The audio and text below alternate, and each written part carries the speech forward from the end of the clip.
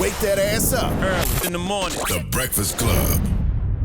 Morning, everybody. It's DJ Envy, Angela Yee, Charlamagne the Guy. We are The Breakfast Club. We have a special guest on the line this morning. That's right. Alicia Garza. Good morning. Good morning. That's right. One of the founders of the Black Lives Matter movement, and she has a new book out called The Purpose of Power, How We Come Together When We Fall Apart. That is a very powerful title, Alicia.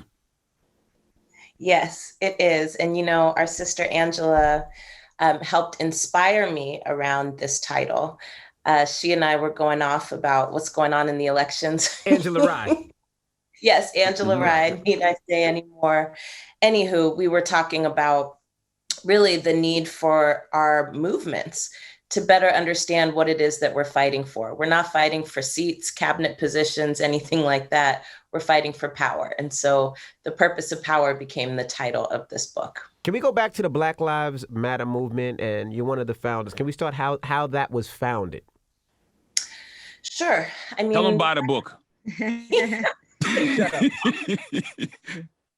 Facts. I mean, Black Lives Matter really comes out of the murder of Trayvon Martin and the subsequent acquittal of George Zimmerman in his murder. But it's much bigger than police violence. And I think so much of what people know about Black Lives Matter is policing, right? And the protests that people see on TV or that they attend themselves. But I can say that one of the reasons I wrote this book, honestly, is because very few people know about the offline work that goes into social change. And so that's what I talk about in the book. I try to zoom out a little bit and also demystify what does change look like on the ground in between protests? What does change look like on the ground when the media is not covering the protests, or when you don't, or when you're seeing things on social media, but you're trying to figure out, well, how are laws being changed?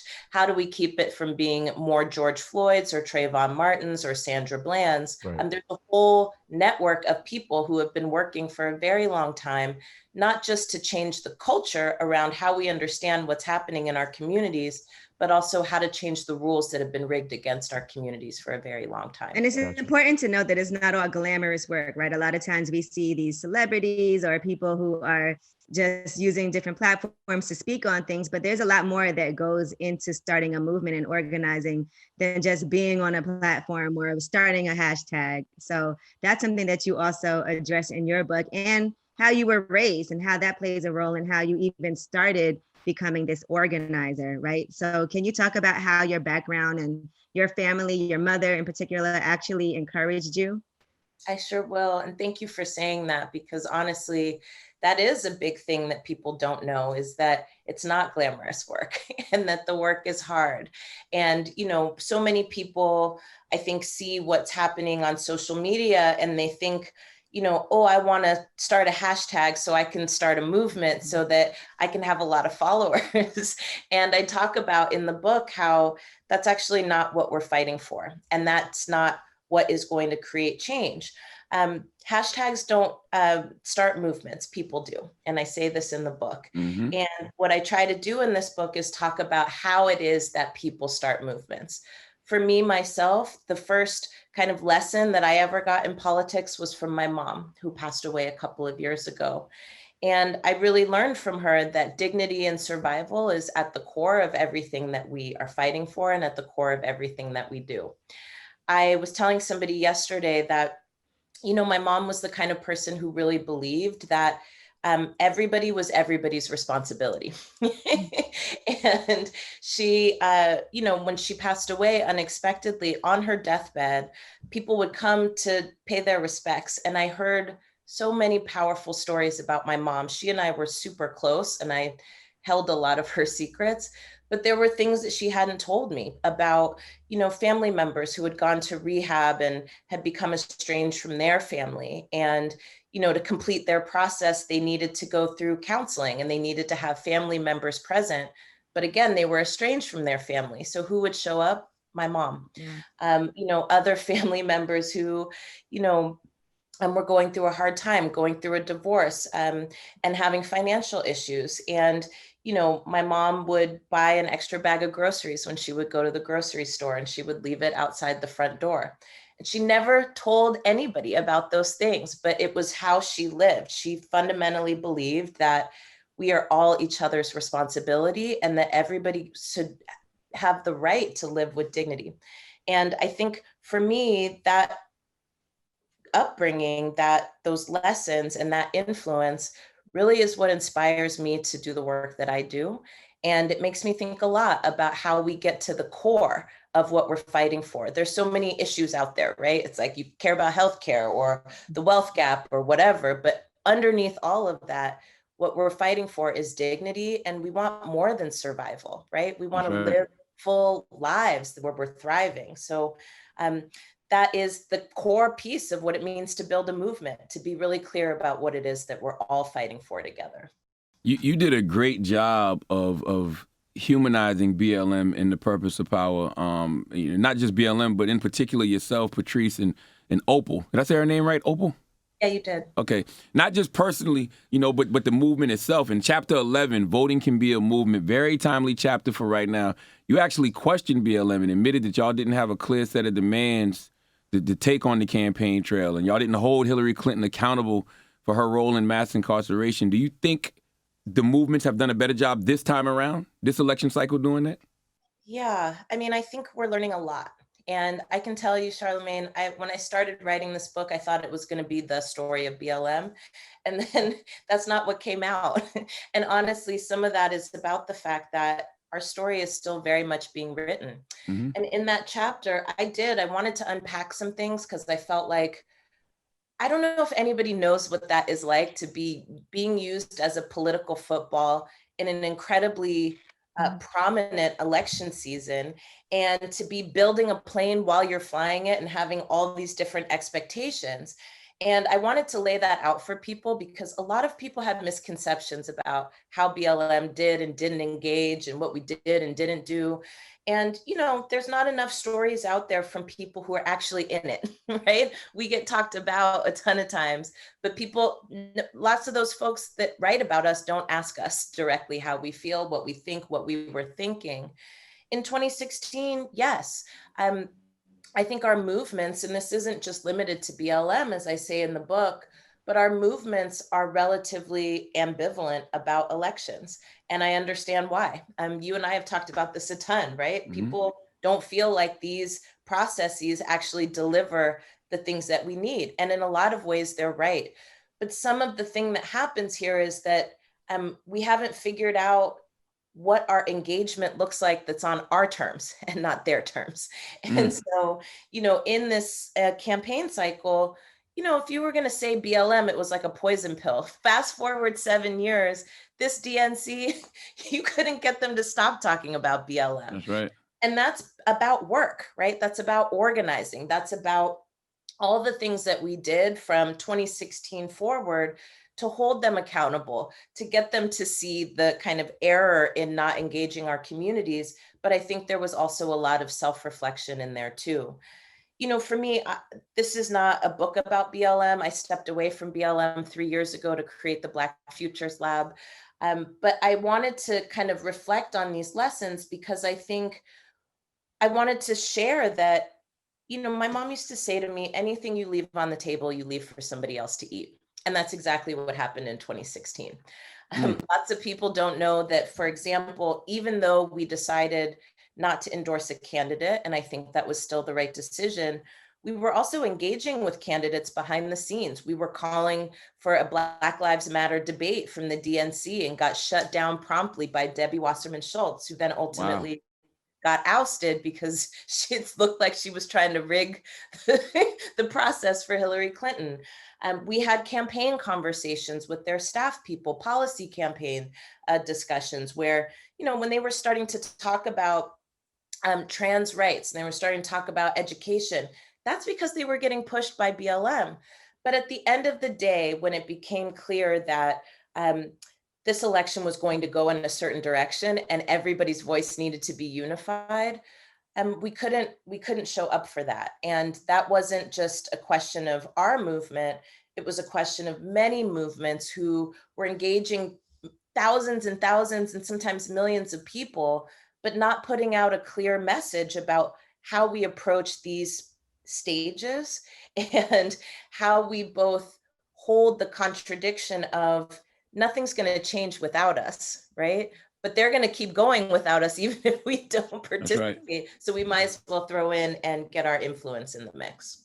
And you also created, with some research, tons of research, a Black agenda. And I see a lot of people coming up with their Black agendas now. So can you talk about that Black agenda and what you think about, because I feel like there's a lot of different people that are saying, this is what we need, this is what we need, this is what we need. But is there research behind that? Have they, who have you consulted with to come up with your plans? And I know you did a ton of research. So can you talk about your Black agenda? Absolutely. And I could not agree with you more. I've been trying to hold my tongue mostly, but I think that the Black agenda is deeply rooted in organizing. It's rooted in the voices of more than 30,000 Black people from every state in this country, every demographic, every income level, every political persuasion. We really did the largest survey of Black people in America in 155 years. And we didn't just talk to activists. We didn't just talk to people who agreed with us. We talked to people who we couldn't be more different.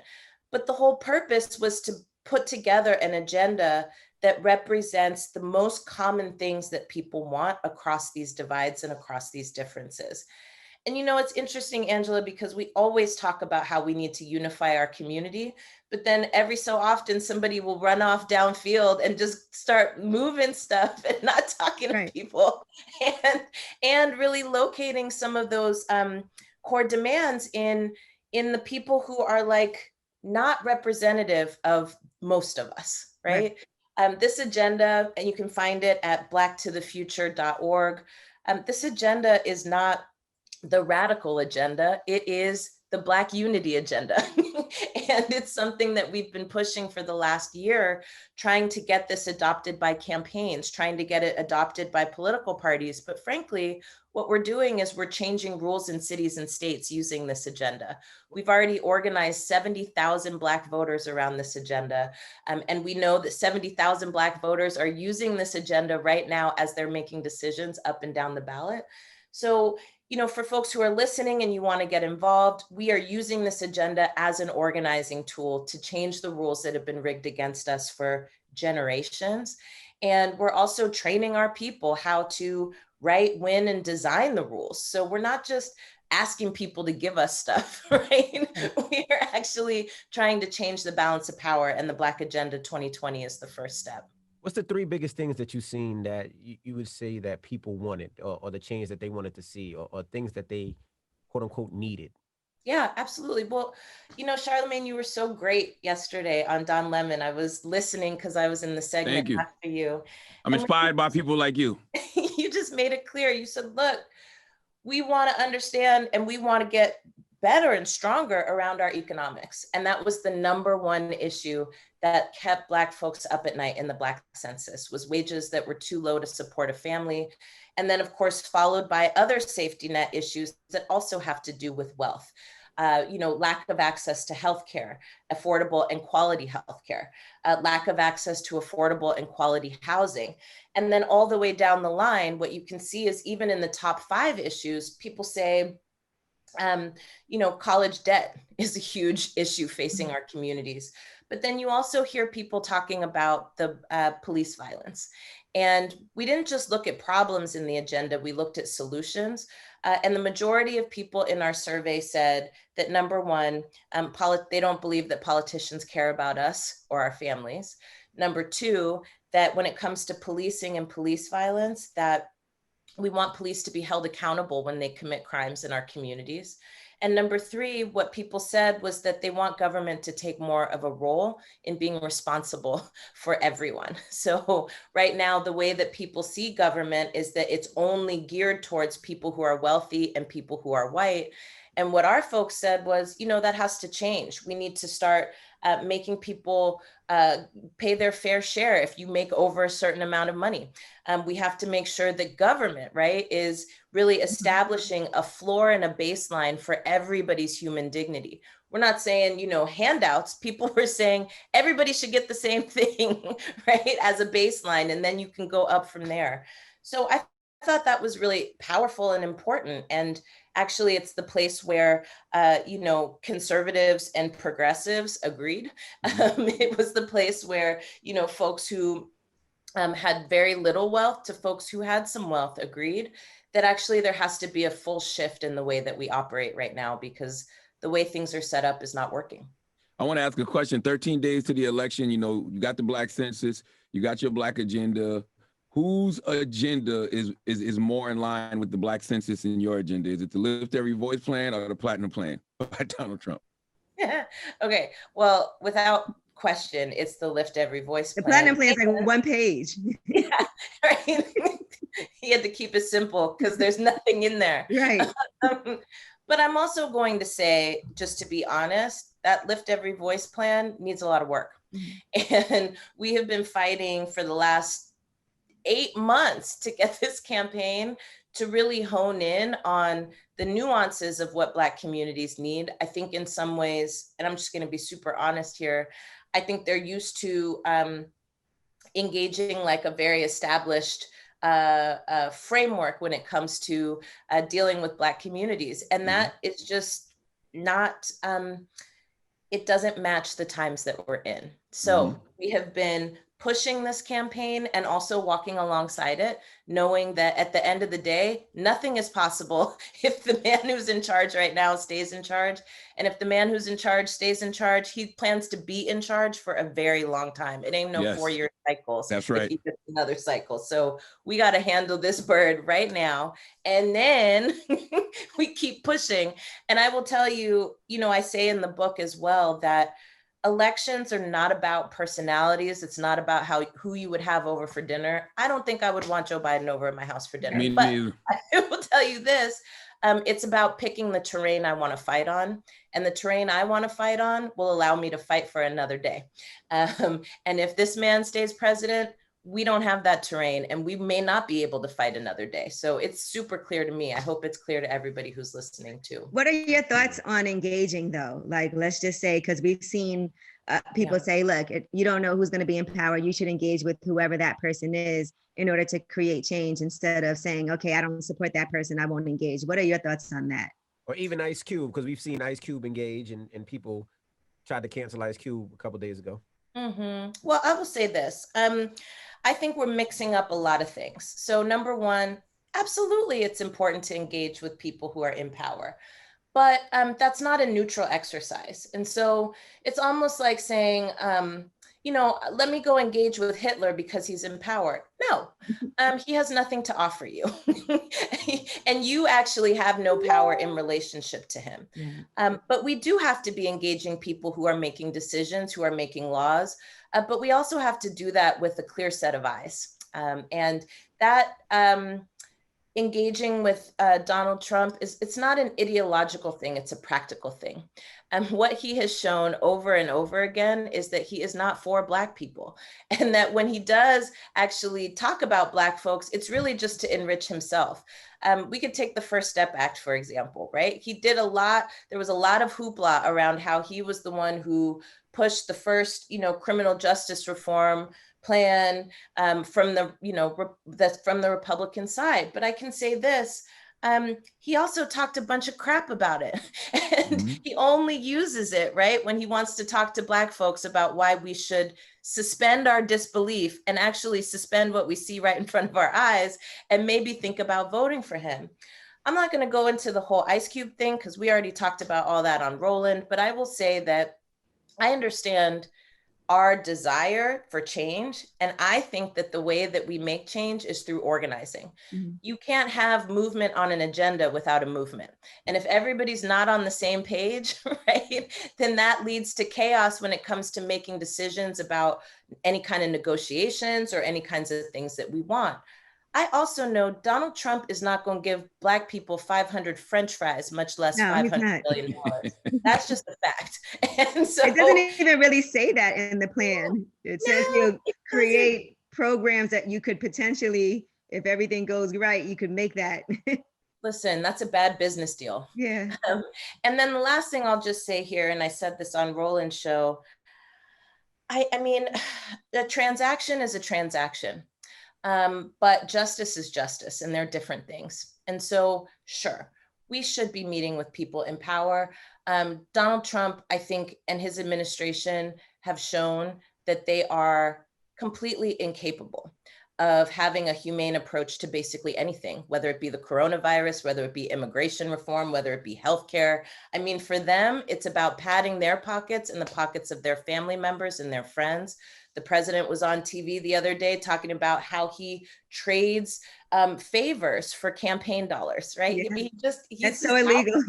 correct. It's illegal. It's illegal. So all that to say, the way that power gets built, though, you can meet with anybody in power, but the way that you build power is to organize. And organizing is about addition and multiplication and not subtraction and division. So I encourage anybody who wants to make this kind of change to join a crew. Mm-hmm. And those crews need to join. Like, the kind of unity that we need to win the changes that we seek is vast, and we're running out of time. So let's get it popping. We got things to do. That's a great segue into chapter 10. And I got a two-part question. New movements, new leadership is the name of of chapter 10. You asked the question, what does it mean to be a leader? Answer that for us. Yeah. Well, I mean, I think for me, what it means to be a leader is someone who builds the capacity of other people to lead, right? It's not about just being, a singular figure on a platform somewhere. You need crew, you need soldiers, right? You need an army, and you need them to be specialized in a range of different skills and functions and tasks. And so a leader is somebody who thinks about replicating themselves, right? Not just being the only one. And I think so often when we think about leadership in our communities and the stories that we're told about leadership, it is always the same story, and it's basically the same person. And that is not serving us either. In this movement, people always want to know who's the leader, right? I mean, I remember Oprah was like going off like, who is the leader? It won't be successful unless there is a leader. And the thing is, there are leaders, but there's just many. There's just not one. There's a ton of leaders. And what's good about this is two things. Number one, people have really adopted this movement as their own, and they should. Nobody sees this as my movement, Patrice's movement, Opal's movement. It's everybody's, right? And that is important because that means that it can't be eradicated. And then the second thing related to that point is, frankly, what we know from history is that movements that have had one key figure were incredibly vulnerable. That's right. When Malcolm X was assassinated, right, that movement, it didn't disintegrate, but it certainly took a long time to rebuild and rebound. When Martin Luther King was assassinated, it sent the civil rights movement reeling. And the government knew that. That's why they designed these programs, right, to study and investigate and try and distort and create confusion around these leaders.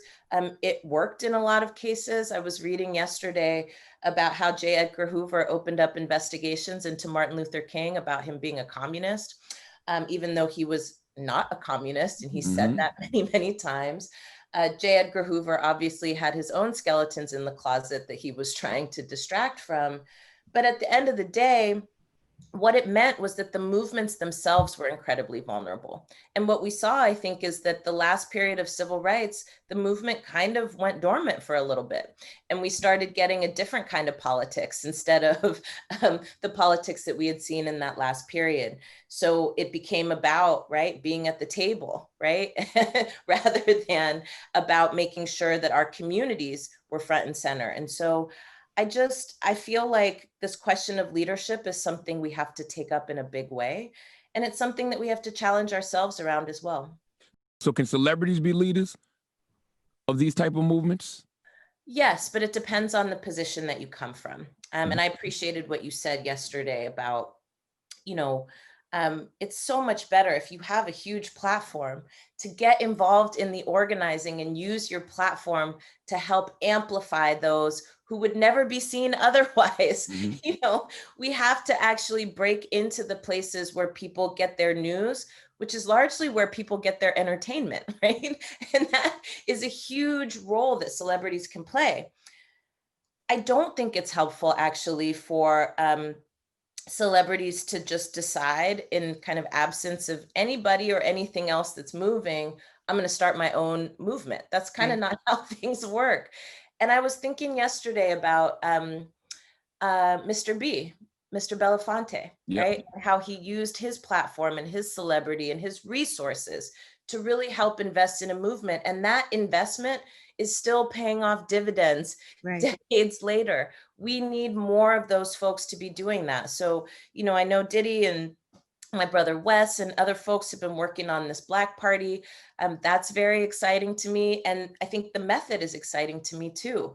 Here's what it looks like, right? To lift up, you know, work that might not be seen otherwise, but that people need to have in front of them. People need options for how to get involved. And at this stage in what we're fighting, I think that there needs to be a menu. There needs to be a menu of options. Not everybody's going to be in the streets, but we need people to do everything that they can to help push this movement forward. What are your thoughts on Joe Biden? I know you said you wouldn't invite him to your house for dinner, but what are your thoughts as a person to him and as a president if he's elected? A lot of people don't seem to necessarily care for him and care more for Kamala Harris. So what are your thoughts on Biden? And don't look up like that. She's in deep thought. Don't you look up like that. Like, how can I answer this without getting people not wanting to vote? Yeah, I mean, look, I'm sure he's a nice guy. The way that I approach politicians, and whether it be people I really like or whether I don't like them, is about the policies that they move forward. And, you know, I'm clear about what I need to be doing in this cycle, but it doesn't mean I can't be critical of this person. And at the same time, being critical of him is good because it won't allow him to try and snow people into either doing nothing or doing the wrong thing. That's the whole point of politics, right? There is no perfect politician. Even my sister, Congresswoman Barbara Lee, she's not perfect, right? But she's pretty great on everything. But that kind of, to grow that kind of elected leader requires accountability and it requires community. I think the difference between my Congresswoman and Vice President Joe Biden is that he has expected support from our community and frankly has gotten it without very many demands. My Congresswoman, it's a lot different. She got put into Congress on an anti-war mandate. That's just the kind of flavor of where we're from. But I can tell you what, if she strayed from that, it would be a problem and she would be contested in her elections. And she understands that. She also has a deep sense of accountability to her community. And that's what I think politics needs to look like. It doesn't look like that right now, but it won't look like that if we don't fight for it to look like that. So that's why we do the work we do at the Black to the Future Action Fund and the Black Futures Lab. Chapter 13 in The Purpose of Power. That was one that touched me too, Imposter Syndrome and the Patriarchy. And you describe yourself as a survivor of imposter syndrome. I've never looked at it like that. Break that down for me. Well, imposter syndrome is really the notion that you don't belong here, that you're not good enough, right? And really successful people have imposter syndrome. That's right. And I wanted to write this chapter because I think that when people look at me or look at us and they think, oh my gosh, y'all have it all. You're so confident. You're so this, you're so that. And I really wanted to just break down like, you know what? I am confident. And also I am a survivor of imposter syndrome. And a lot of that has to do with the fact that part of the fight that I engage in every single day, among many, is being seen as capable, intelligent, worthy, right? Not just from myself, but from others. I can walk into a room and somebody is going to wait for the man to come in the room, right? And I talk about this in the book. And even in terms of this movement, you know, Patrice and Opal and I, and so many other activists in this movement have encountered things that are undescribable. And yet at the same time, it doesn't matter how much I do here people are always going to look for the man who's leading. They're always going to be waiting for the next coming of Martin Luther King. And that is something that I needed to point out here, because we can't reach what we're trying to reach if we continue to try and repeat eras that no longer exist. But I also wanted to put this forward because it felt important to me to normalize and to also relate. I think there are so many women, Black women in particular, who are out here trying to do this work and being told that we're not good enough, right? Mm-hmm. And I see it time and time again. And so for me, I really wanted people to better understand what is the consequence, right, of the stories that we tell ourselves and each other about what successful movements look like, what successful leaders look like, right? And the impact that we have on the change that we seek. We can't, on the one hand, talk about the patriarchy, and on the other hand, be like, oh, well, I know these sisters started this, but let me give credit to this dude. That's not how this works, right? That's exactly what happened with Black Lives Matter at first. Everybody was thinking that it was started by a Black man, and then it had to be pointed out that actually, no, it was 3 Black women that started Black Lives Matter. And that was a lot of confusion at that time. It's a lot of confusion. And, that confusion is allowed to continue. But what I loved about writing this book is that I wanted to document this. I wanted to document this. I wanted to stop feeling gaslighted. And it felt important to be able to say, hey, this is happening here. And, when we would raise this question, people would say things to us like, oh, this is messed up. Like, you don't want to share the light. No, I shouldn't have to downplay my role to make somebody else feel better, right? Right. Like, that is also part of patriarchy, right? Like, women get told to be quiet, to step back, to shrink ourselves, and men get told to step forward. And I don't think it's not a competition between men and women. It's really about equity and equality, and how can we encourage all of us to step forward and to take ownership of our accomplishments while also giving shine to other folk, right? I think we can do all those things at the same time, but not if we don't understand the impacts of imposter syndrome and patriarchy on our movement. The reason I love that chapter, though, is because I've never looked at it as surviving imposter syndrome. For me, I've definitely suffered from imposter syndrome, but when I finally got to that place where I felt like I was over it, I felt like I was getting to a place of worthy, right? I felt worthy to be in the position that I'm in. So I wonder what happens when you don't survive imposter syndrome. Well, when you don't survive imposter syndrome, you stop striving, right? You stop striving, you stop glowing, you stop shining, and frankly, you stop trying, you stop creating, you stop innovating.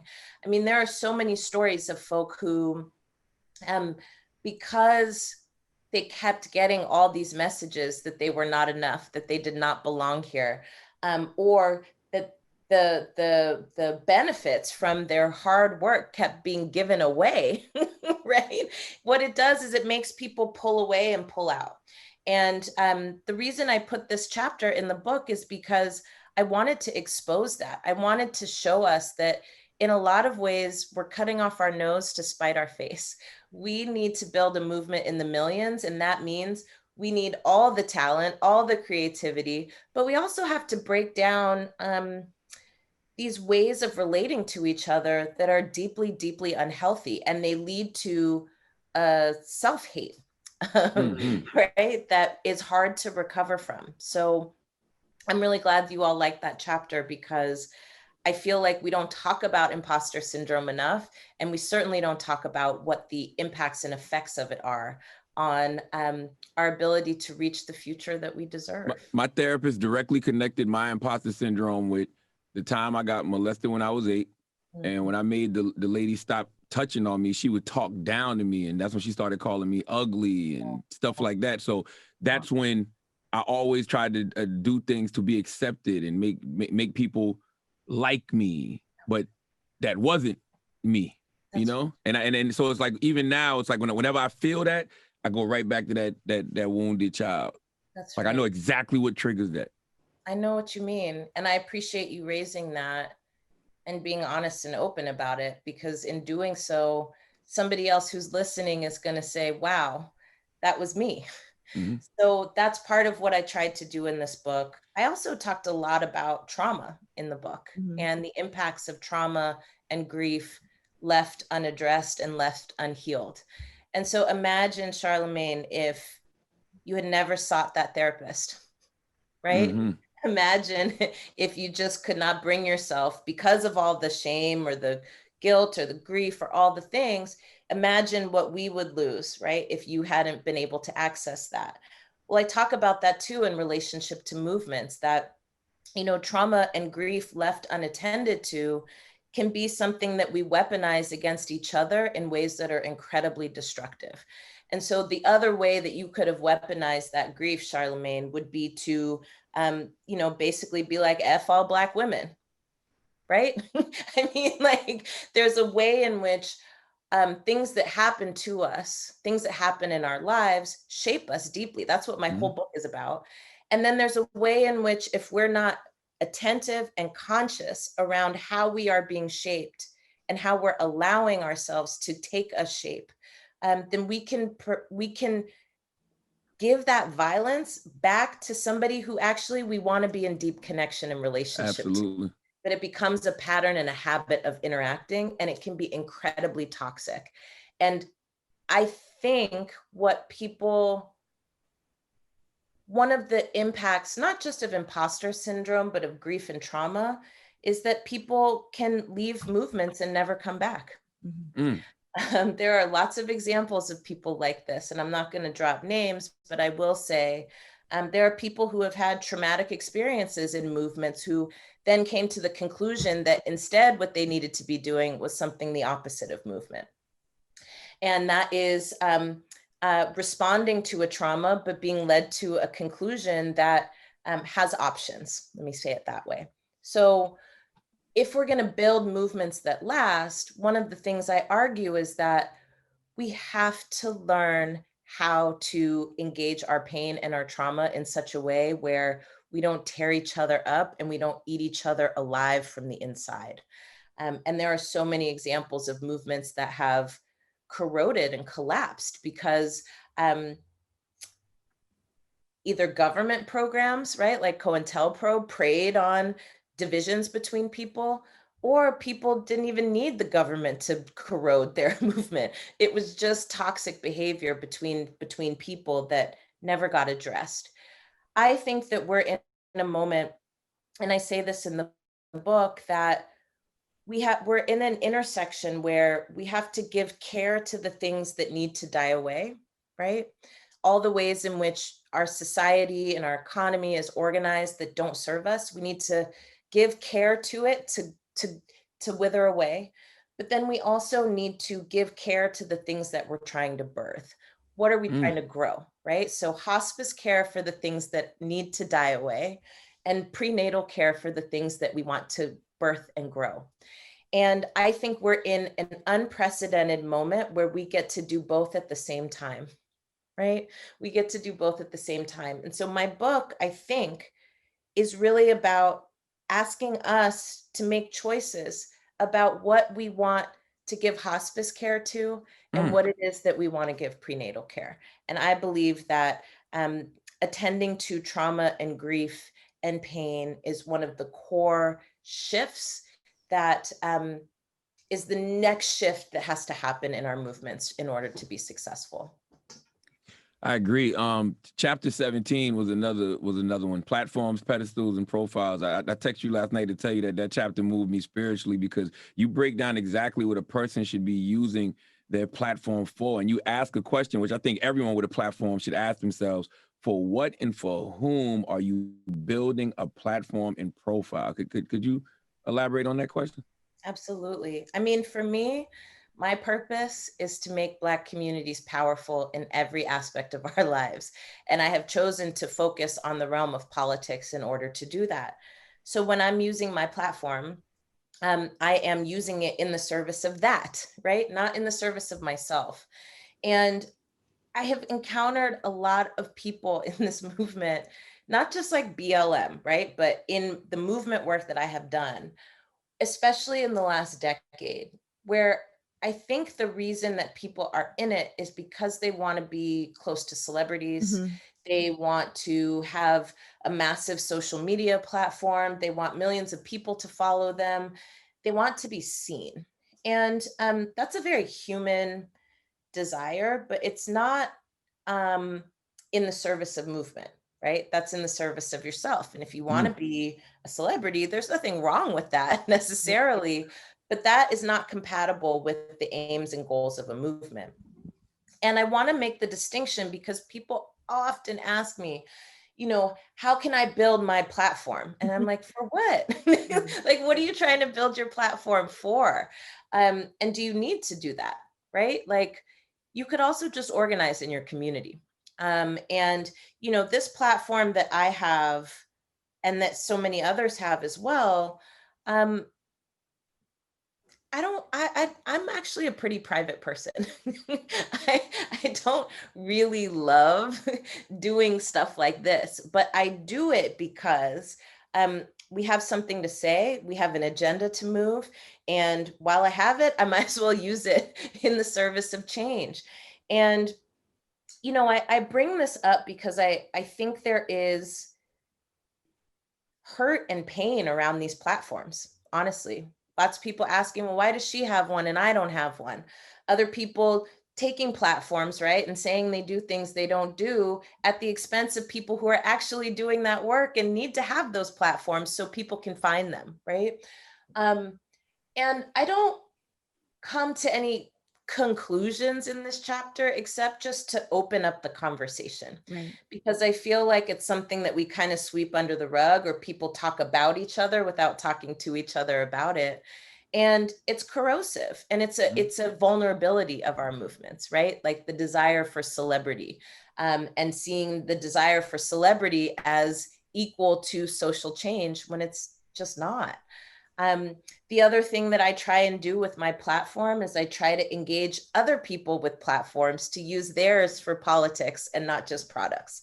So in those processes, I want to be in relationship to people over time to help them better understand an issue. So they're not just rubber stamping a thing. I actually want them to be in it, right? I really want you to want to fight mass incarceration. I don't want you to just think about it as a charity case, right?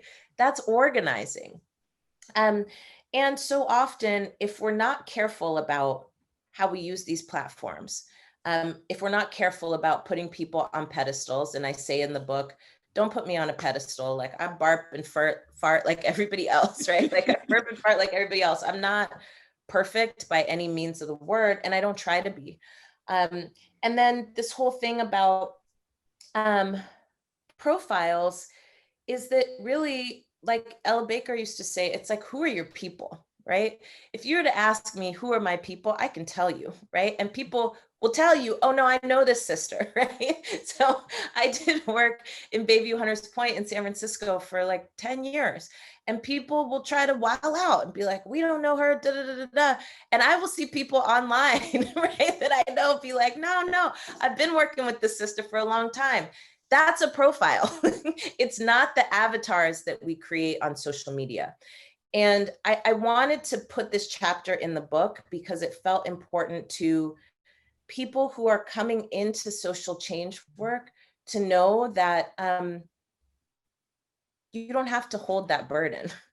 It doesn't matter if you have 1 million Twitter followers. You can have 5 and You still can be still do the incredibly work. powerful. Exactly. You know what? One of the, I think, hardest things that people have been having issues with is research and knowing what to believe That's and right. what not to believe. And I find that I'll look on, because right now it's so easy to spread false information, right? You look online, somebody sees a headline and they think it's true. And it's also depending on where you get your news from, and I see that you've worked with a lot of different organizations. You worked with Planned Parenthood, correct?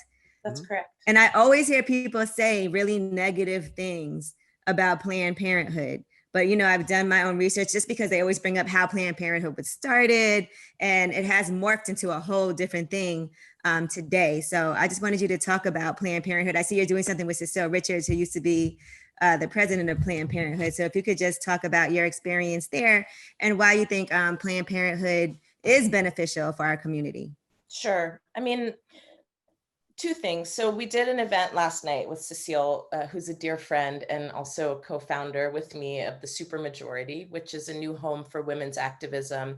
And we are motivating more than 1 million women to the polls in this election cycle. And so it's an incredible honor to work with such a powerhouse like Cecile. I talk in the book about my history with Planned Parenthood. I, in college, learned about the role that Margaret Sanger played, not just in that organization, let's be clear, but in the movement around reproductive rights. And what Margaret Sanger was fighting for was the ability of white women to determine when and where they wanted to start families. And when it came to women of color and poor women and immigrant women, she didn't believe that our families were fit to reproduce. And so she was at the same time a reproductive rights crusader. She was at the same time a member of the eugenics movement. This is a fact. And that's not about Planned Parenthood, that's about a movement, right? That allows for that kind of bifurcation where white women can get access to things, right?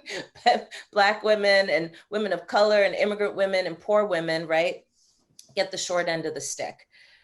With that being said, I want to talk about how the stories that we tell each other and ourselves are also shaped by agendas that aren't ours. Mm-hmm. And, you're 100% right, Angela, that there are a ton of stories out there about Planned Parenthood and BLM and other organizations. And these days, the lies spread faster than the truth. And that has everything to do with the social media platforms that we are stuck to every single day. Mm-hmm. And they don't actually have any level of accountability about fact checking the information that goes on those platforms. And so that is how people who have a sinister agenda are able to move information very, very quickly, whether it's true or not. And we can go into all the algorithms things and all that at some other point. But the bigger point is this: I talk in the book about how all of our lives have been shaped by an incredibly powerful conservative movement. Yes. And that, part of what that has looked like is policy wars and culture wars. So when I was coming up, I got all my information from MTV News, when MTV had news. And they were duking it out, right, with this growing movement around disinformation and misinformation.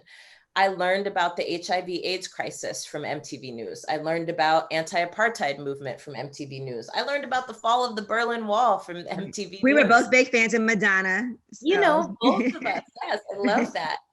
And I think we have to take seriously that the conservative movement has built a very impressive infrastructure that includes a whole media apparatus that is able to shape our opinions and our worldviews like that. And then what happens is, because we have a rightful distrust of the information that we hear, we buy into their narrative easily because it's anti-establishment, right? Everybody wants to be anti-establishment. So we say, well, the real story is this, right? And what they won't tell you is this.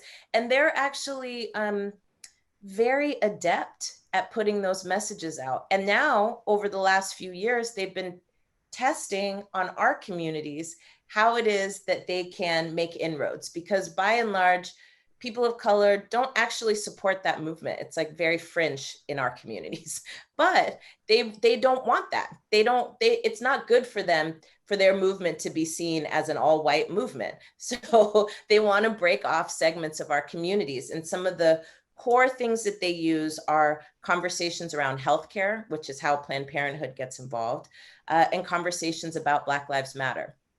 And the danger here, right, is that we have to figure out, number one, how it is that we control and shape our own stories, and how we have the apparatus to disseminate those stories So shout out to you, Charlamagne, for building this huge platform, right, around getting Black voices out there into the world.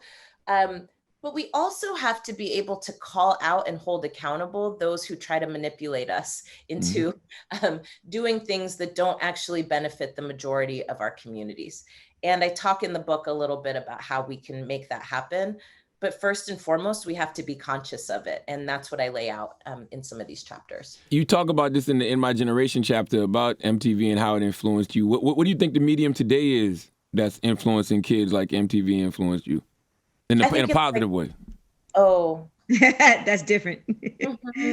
I'd have to think about that. That's a really good question. I don't know about in a positive way, but I think social media. That's the biggest influence. Yeah, it can be positive or not, right? So YouTube, right? Facebook, Twitter, these are the places where people are getting their news now. And it's kind of unfortunate, right? Because if I'm an avid news watcher and I have turned off the television. So what does that tell you about somebody who's like, I don't want to keep hearing all this stuff, right? People are tuning out, but then other people are filling the space with other types of information that I think is incredibly confusing. And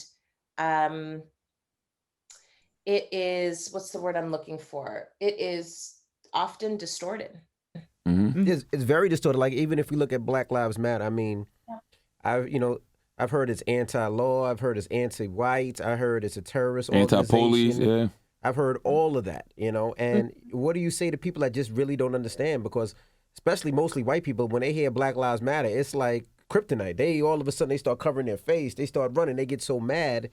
Yeah. So what do you say to that? Because a lot of that information is distorted and all wrong. Well, it's so interesting, right? Because it's like it's been like a ping pong game this year. I mean, at first it was like everybody was like Black Lives Matter, Black Lives Matter. You just like couldn't escape it. I'm trying to watch my reality shows and they talking about Black Lives Matter.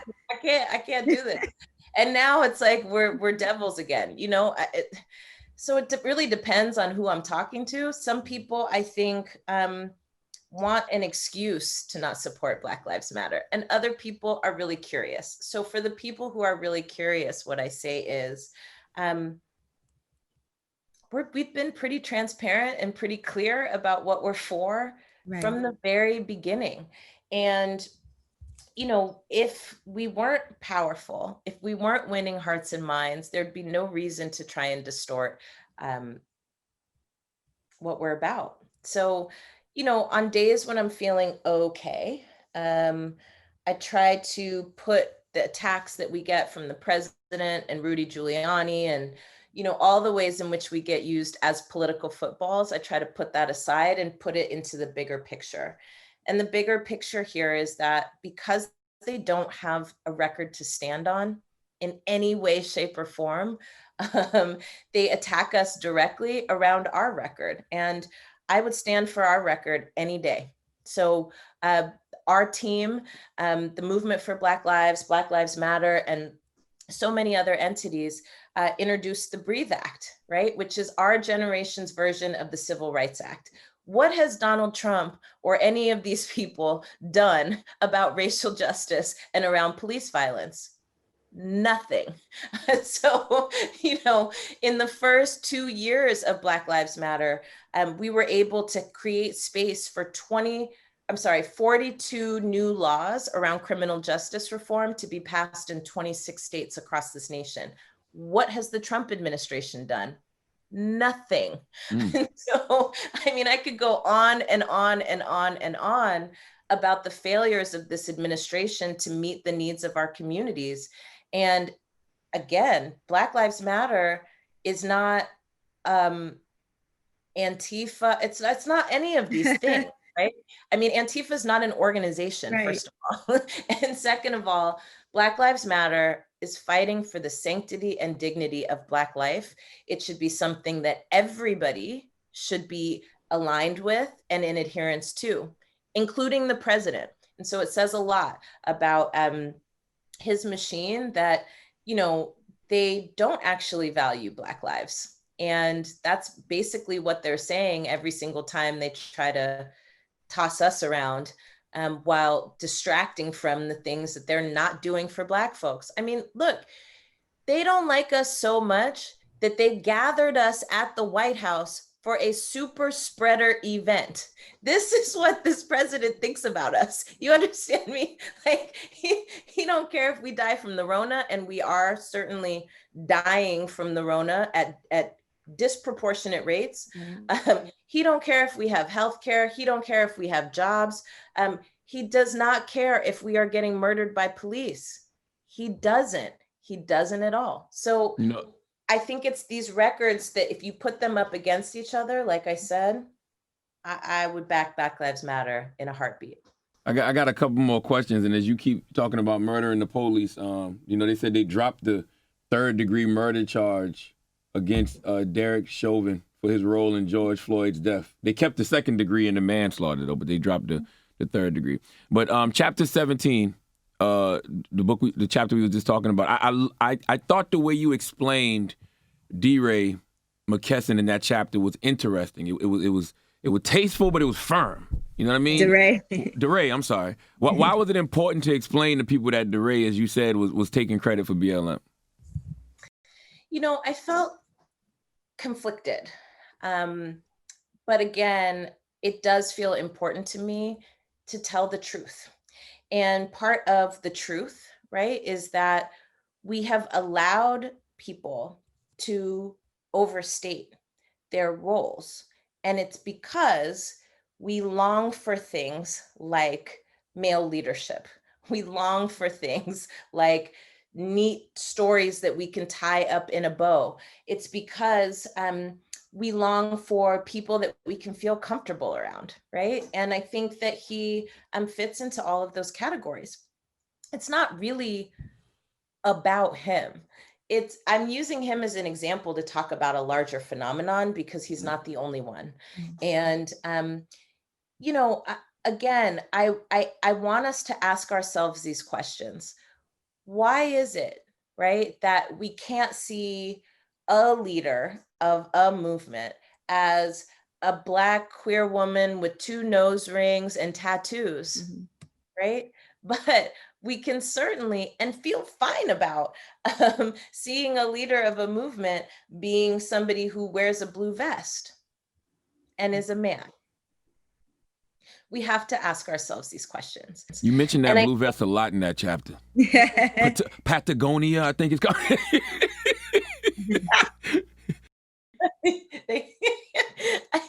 I also want us to better understand how the stories that we tell about our past, our present, and our future are distorted, and they are shaped by people who are not us, right? The real story of the last period of civil rights is that, frankly, not everybody did march with Dr. King. And frankly, not everybody rolled with him. While he was alive, people were not like, yes, that's my leader, right? A lot of people were skeptical of him. A lot of people kind of threw him under the bus. I can tell you, when I asked my grandma, for example, who grew up in Mississippi, and I asked her, did you march with King? She was like, we didn't really mess with him like that, right?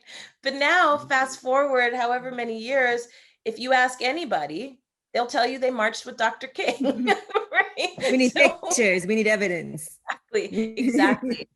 So I want us to understand social change in a couple of different ways. Number one, I want us to understand that leadership can and does look different than it did 50 years ago. Number two, I want us to understand that there are people in this movement who are deeply tied to communities, deeply accountable to communities, and that they should get the same leadership brand. Okay. Yes. Number three, I want us to understand that not interrogating who we assign what roles to matter. It matters for the prospects of people stepping up to lead. It matters for how people are leading in this moment, right? And it also matters for the integrity of our movements. Our movements aren't brands. They are networks of organizations with real issues who are fighting and running campaigns to change the rules and change the culture that supports those rules. And we can't trivialize that. It's to our detriment, absolutely. I got one more question about chapter 17, because I really love that chapter in The Purpose of Power. And everybody needs to go grab The Purpose of Power by Alicia Garza if you haven't already. But you say that movements that have their eyes set on victory know that in our society, people tend to place more importance on the daily lives of celebrities than we do on the decisions being made every day by the people who run the country. So how do we change that? Well, the first way we change that is by getting involved in the decisions that are being made about us, without us, every single day.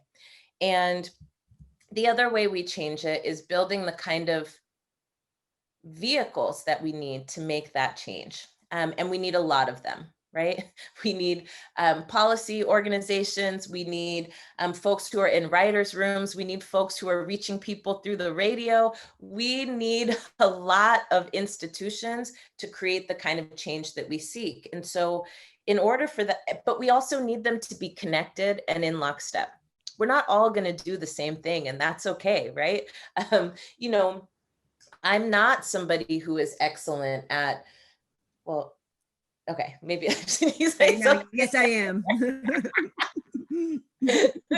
hope you wasn't about to say talking, because you are great at messaging. I know my lane, right? I'm not a painter. I'm not somebody who paints. You don't want me to draw you a picture, but I do know how to organize, right? So let's put our skills together and let's build the kinds of containers that can help bring in more and more people. Like I said, Charlamagne, we have to build a movement in the millions, and that means we have to do a couple things. So number one, we need to be able to grow our movements. We need to build a movement in the millions, right? So the first thing we need to be able to make sure that we do is make room amongst the woke for the waking. And our movements cannot be exclusive cliques that only some people can be a part of. We have to build movements that have room for people who are still learning, who are just learning, who are new to our movements. That's incredibly important. The second thing we've got to do is be hopeful. And I don't mean the Obama kind of hope. I mean, for some people that didn't really work for them. But honestly, I have learned over time that cynicism does not actually get you that far. Cynicism allows you to understand what's wrong about a thing. It might even motivate you to tear a thing down, but it doesn't motivate us to build new things that we need. Remember the prenatal care that I talked about earlier. And then finally, I think that what we really, really have to interrogate here is how much we want power and what we think power can look like, where it's not corrosive and divisive, but that it is cooperative and that it is something that strengthens our interdependence. And if we're not clear about that, we're not clear about what we're fighting for. I want us to have power. I don't want us to be scared of power. And I don't think that we have to exercise power in the ways that, or the type of power that has been exercised upon us, right? This isn't about inverting the triangle, right? This is about creating a whole new shape. And so in order for us to do that, we've got to start to really clarify what it is that we're fighting for. And I think it is power. My final question, chapter 9 in The Purpose of Power, it kind of, just based on what you were just talking about, unity and solidarity. And you say Black people coming together, protecting time with one another and loving on one another outside the gaze of people who are not Black can be seen as threatening. Explain that, and explain why that's so important that we do that. Yeah, well, I've spent my life building multiracial movements, and I believe that the type of country that we need to build has to be governed by a multiracial democracy. And that is fundamentally different than what it looks like right now. Right now, it's a bunch of old white dudes, right? And some sprinklings of our folks, right? And that's not multiracial. But at the same time, I do think that sometimes people approach building coalitions and alliances amongst different groups of people in a very flat and shallow way.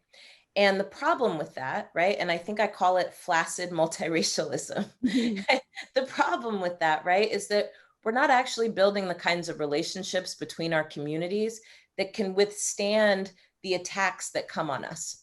It doesn't hold the level of unity that we need when, for example, and this happened when I was organizing, I was organizing in a largely Black community, and there was a Chinese elder who was killed by two Black folks who were trying to rob him. And had we not built those levels of relationships amongst our communities, things could have got out of hand, right? So it requires us to build relationships that are accountable, but that are also getting into the hard conversations about anti-Black racism, right? About anti-Asian violence, right? Like, we have to get into these conversations and build relationships in a deep way. And I think something that can also happen is that because we want to build unity amongst a bunch of different groupings of people, which we have to do, people don't realize that our communities are at different levels of organization. And so when Black folks come to the table, right, it's often only a few of us because we're not organized. Mm-hmm. And so we end up looking like a college catalog. And again, that doesn't look like our concerns, our issues, our experiences being adequately represented in these coalitions. And so, people get real weird about Black only spaces, right? And sometimes they're not executed correctly. So I understand that. But at the same time, Black people need to have space to come together and clarify who we are, what we want, how we want to be included, and how our concerns need to show up, right? And how our solutions need to show up. And if we aren't strong, we cannot contribute to anything that is wider than us, right? So we need both. We need Black people to have space where we can come together and clarify our concerns and our vision and our dreams together. And then we need to be able to fight for those inside of a broader coalition, because we only 13% of the population, child. Mm-hmm. We can't do it by ourselves. Right. Okay, so that's just fact. But we need to be able to come into this process, right, with something to put on the table. And right now, our communities are deeply under-organized, and we have a lot more work to do on building unity amongst the diversity and complexity of our communities. We're getting there, but we're not there yet. And we can never get there, right? If Black people can't ever come together without being under the watchful gaze of people who are not Black and being scrutinized about what we're doing and being told folks are being left out. It's like, no, everybody should get this, right? I want Latinx people to be able to work their stuff out together. I want the Asian diaspora to be able to come together and work their stuff out. And I know when the diaspora comes together, they're gonna have to have caucuses, right? Because the Filipinos and the Laotians, it's not the same, like everybody should get that. And there also has to be a place where we all come together and hash out what is our common agenda. And that work takes both sides of things, right? It takes the unity work, but it also takes the what are our particular concerns work. And we have to figure out the relationship between them. Wow. Her name is Alicia Garza. I'm so happy I learned to pronounce that. I used to always say Alicia. Okay. And the book is The Purpose of Power, How We Come Together When We Fall Apart. The book is incredible. And Alicia, you are loved, you are valued, you are appreciated. And, I'm just happy that you exist. I'm glad that you're here to do the work. And I'm just happy highly recommended. There's a lot of information on there too. A lot of information about when I grew up and what was going on in politics, because I didn't pay that much attention at the time to the type of things that Ronald Reagan was doing and how much it impacted our communities. Like, there's certain things the president does affect us. Voting does matter a lot. And I'm glad that you stress that so much, especially at this time as we're getting ready for this election. Yes. Thank you for having me. Thank you, Queen. Thank you. Appreciate you. Appreciate you. Well, it's Alicia Garza. Tell them about the podcast real quick. Tell them where they can go subscribe. Oh, yeah. Okay, so check out Lady Don't Take No podcast, which is pop culture, politics with a side of beauty recommendations. And actually, we're going to have you, Charlamagne, on the show next week. So definitely not talking about beauty recommendations. First I of know all, that my was skin is Charlamagne. flawless. My skin is You know flawless. what? Stop. Yeah, I'm saying. Everywhere you get your podcast, it's available. And I'm stoked to have you on next week. Thanks for joining me. Thank you. Go get the Purpose of Power, everybody. It's All Alicia right. Garza. It's The Breakfast Club.